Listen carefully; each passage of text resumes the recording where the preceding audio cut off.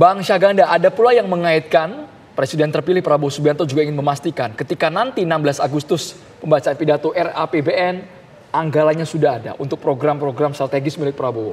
Makan dengan biaya 7.500, kemudian program lainnya, honor untuk upah guru honorer di Indonesia. Anda melihatnya bagaimana Bang Syahganda? Ya, saya pikir ini kan memang ada bahaya buat Pak Prabowo ya dengan rencana anggaran yang sudah diumumkan Bu Sri Mulyani ya untuk makan bergizi gratis ya, hanya 70-an triliun ya. Kemudian sebelumnya malah lebih kecil lagi ya.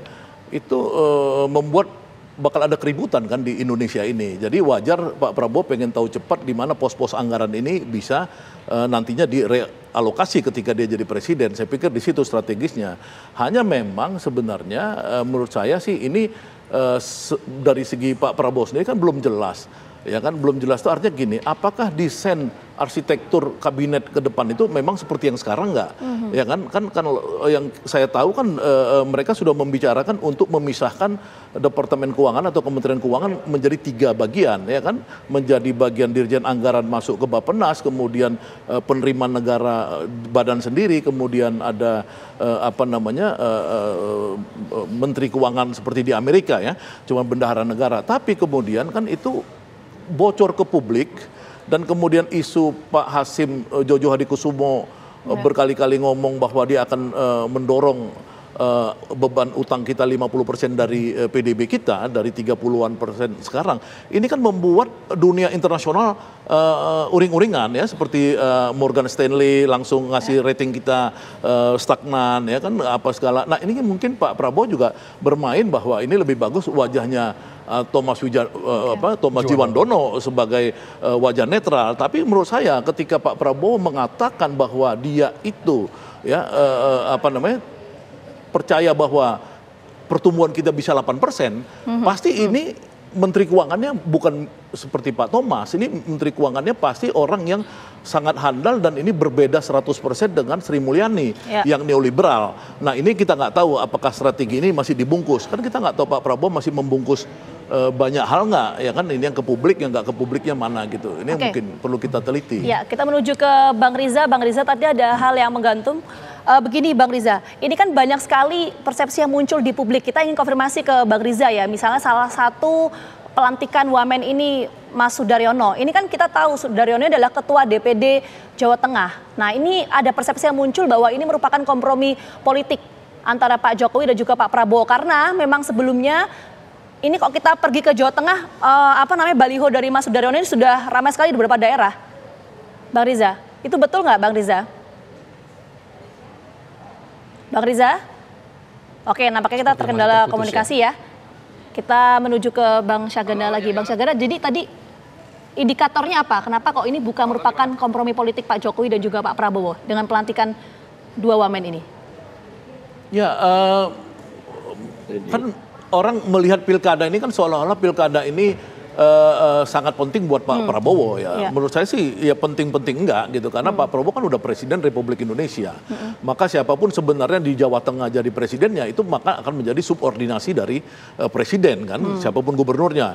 Nah, jadi sebenarnya problem pokok Pak Prabowo sekarang ini adalah dia ini sedikit extraordinary cara berpikirnya. Ketika dunia sekarang diproyeksi pertumbuhan dunia itu akan turun ke arah 3%, ya Prabowo berpikir growth kita itu di 8%. Ini kan suatu hal yang sangat luar biasa. Angka yang sangat signifikan yang rasanya. Orang bilang kan mimpi, ya kan. Tapi mimpi itu bisa dia turunkan nggak? Ya kan, menjadi kenyataan. Nah, makanya dia mungkin pengen ada dream teamnya di pusat. Dia mungkin orang-orang terbaik dia itu tidak dikasih jadi kepala daerah seperti Sudaryono tadi kan. Mungkin Sudaryono memang pilihan Pak Prabowo, kamu jangan masuk ke daerah, udah kamu di pusat aja sama saya di elit nasional. Penugasannya di situ ya. Tapi perubahannya cukup signifikan karena... Ya seperti Pak Budi Jiwandono dulu kan ketika diumumkan akan menjadi calon gubernur DKI. Kemudian Pak Prabowo juga bilang, kamu mendampingi saya di Jakarta. Itu yang saya lihat kan. Artinya kan betul-betul Pak Prabowo ini membentukkan the dream team dia itu di Jakarta semua, bukan di daerah gitu. Oke, kita menuju ke Bang Riza. Bang Riza sudah bergabung bersama kami?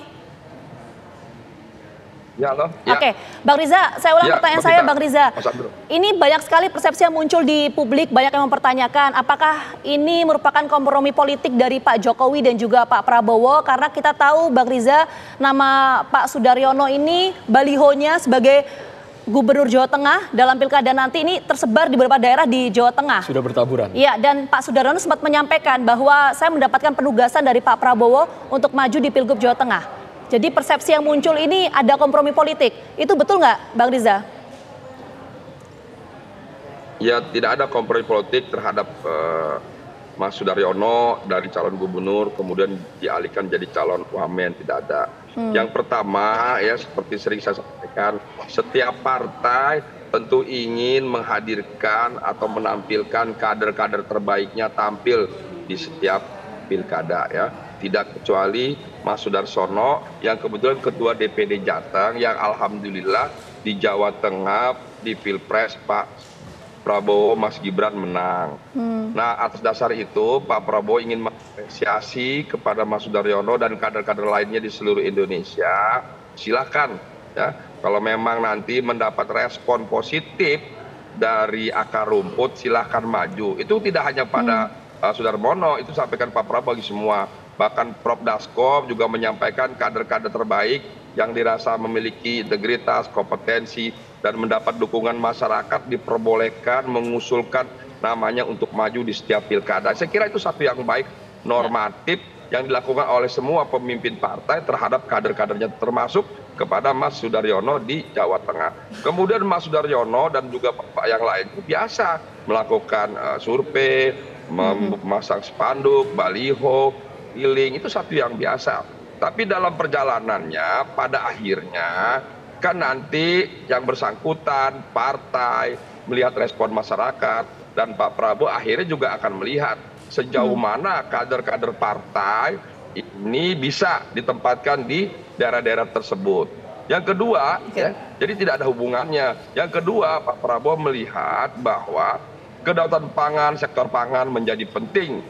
Nah, atas dasar itu, kenapa Mas Daryono yang ditaruhkan jadi wamen, yang memang kebetulan yang bersangkutan itu sangat mengerti, memahami harapan, keinginan, strategi Pak Prabowo terhadap kedaulatan pangan, terhadap suasana pangan, dan sebagainya. Dan yang bersangkutan selalu dilibatkan aktif dalam berbagai keputusan kebijakan yang diambil oleh Pak Prabowo.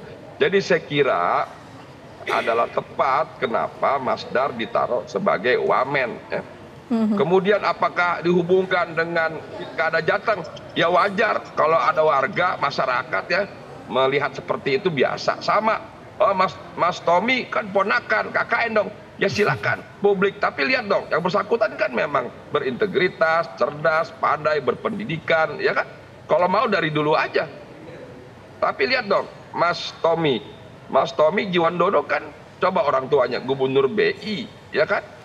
Kemudian kakeknya dan seterusnya dan seterusnya. Ya. Jadi Pak Prabowo bukan asal naruh orang, kebetulan keponakan, kebetulan pernah jadi aspri, Mas Sudar. Tapi yang bersangkutan memang orang-orang yang terbaik yang ada di lingkungan beliau, yang beliau kenal sudah puluhan tahun. Jadi tidak ada ini urusan KKN, tidak ada urusan deal-deal politik dengan Pak Jokowi. Deal politik dengan Jokowi apa? Ada, yaitu memastikan bahwa kepemimpinan Bapak Prabowo ke depan 5 tahun bisa berjalan dengan baik, sukses melanjutkan pembangunan 10 tahun Pak Jokowi, dan sukses menjadikan Indonesia menjadi negara maju, rakyatnya sejahtera. Tidak lebih dari itu. Kedua tokoh ini selalu memikirkan kepentingan bangsa negara. Kebetulan saja yang kedua ini sekarang diplot sebagai wamen. Baik. Bang Saganda, singkat, apakah mereka semua atau nanti akan permanen jangka panjang usai Prabowo dilantik? Kalau saya nggak percaya ya Pak Thomas itu jadi Menteri Keuangan nantinya, ya saya pikir ini sinkronisasi aja ya. Saya lebih percaya bahwa Pak Prabowo nanti akan memilih orang-orang yang pasti dia anti neoliberal. Jadi punya mazhab yang sama dengan Pak Prabowo. Ini menurut saya sih cuma penugasan untuk transisi mengambil data-data, mencari relokasi apa segala. Kan kalau kita lihat kan di publik selama ini kan Pak Thomas kan belum muncul sebagai ekonom, pemikir ekonomi dan lain-lain. Ya kan sementara kan Pak Prabowo ini harus ditopang kalau dia benar mau minta 8% pertumbuhan ekonomi, maka dia harus extraordinary. Ya kan itu pasti dia cari ekonom-ekonom atau tokoh-tokoh atau pemikir-pemikir ekonomi ya yang bisa bekerja extraordinary supaya dia bisa seperti India. Tapi itu realistis atau halusinasi, Bang? Ya kalau di tahun ketiga, tahun keempat dia bisa aja growth-nya pelan-pelan ya dari 5 ke 6 terus naik. Ya kalau seperti sekarang mengandalkan model Erlangga Hartarto sama Sri Mulyani, 10 tahun Jokowi ya 10 tahun mati di 5% ke bawah. Kan gitu. Nah, makanya itu harus cari orang yang memang dia itu extraordinary. Cara berpikirnya itu bukan mazhab neoliberal, tapi seperti Prabowo yang anti neoliberal, anti kapitalis. Prabowo kan udah menyatakan di Kadin bahwa dia anti kapitalis, dia anti neoliberal. Itu artinya mix ekonomi. Paling tidak kalau mix ekonomi itu di India atau di Jerman. Kalau dia sosialis ekonomi itu di Cina. Ya kan pilihannya itu aja kalau mau tinggi. Nggak ada pilihan lain. Jadi nanti kita sama-sama melihatlah postur kabinet dari pemerintahan mendatang Pak Prabowo Subianto dan juga Mas Gibran seperti apa. Sekali lagi terima kasih banyak Bang Syahganda dan juga Bang Riza atas waktunya sudah bergabung bersama kami. Sehat selalu.